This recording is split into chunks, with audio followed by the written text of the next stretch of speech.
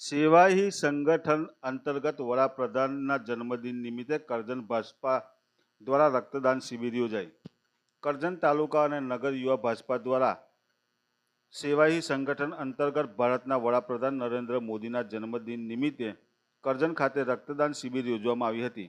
કરજણ ધારાસભ્ય અક્ષય પટેલની ઉપસ્થિતિમાં તાલુકા અને નગરના યુવા ભાજપાના હોદ્દેદારો અને મોટી સંખ્યામાં રક્તદાતાઓ આ પ્રસંગે ઉપસ્થિત રહ્યા હતા। ભારતીય જનતા પાર્ટીનો મૂળ મંત્ર છે સેવા ही સંગઠન।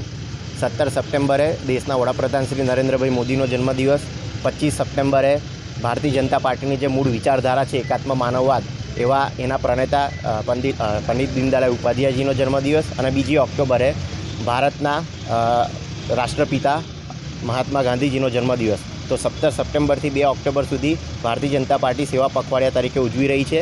એ સેવા પખવાડિયા અંતર્ગત વડોદરા જિલ્લામાં તમામ તાલુકાઓમાં અલગ અલગ સેવાકીય કાર્યો થઈ રહ્યા છે। ત્યારે આજે ભારતીય જનતા પાર્ટીના યુવા મોરચા દ્વારા અને કરજણ વિધાનસભા દ્વારા આજે રક્તદાન શિબિરનું આયોજન કરવામાં આવ્યું છે, જેમાં ખૂબ મોટા પાયે યુવાનો રક્તદાન કરીને સેવા ही સંગઠનના સૂત્રને સાર્થક કરી રહ્યા છે। આ નિમિત્તે હું કરજણના લોકપ્રિય ધારાસભ્ય આદરણીય અક્ષયભાઈ પટેલ, સંગઠનના પ્રમુખ શ્રી સતીશભાઈ, તાલુકા યુવા મોરચાના પ્રમુખ સ્નેહલભાઈ તેમજ નગર યુવા મોરચાના પ્રમુખ પ્રણવસિંહ તમામને ખૂબ ખૂબ અભિનંદન આપું છું કે તેઓએ ખૂબ સારી મહેનત કરીને સેવા ही સંગઠનના સૂત્રને સાર્થક કરવા માટે આજે ખૂબ સરસ રક્તદાન શિબિરનું આયોજન કર્યું છે।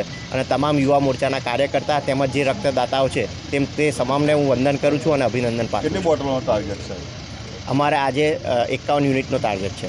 અત્યાર સુધી કેટલા થયા? અત્યાર સુધી 10 યુનિટ થઈ ગયા છે। 15 મિનિટ પહેલાં રક્તદાન કેમ્પનું ઉદ્ઘાટન થયું છે। 10 દાતાઓએ તો રક્તદાન કરી દીધેલું છે।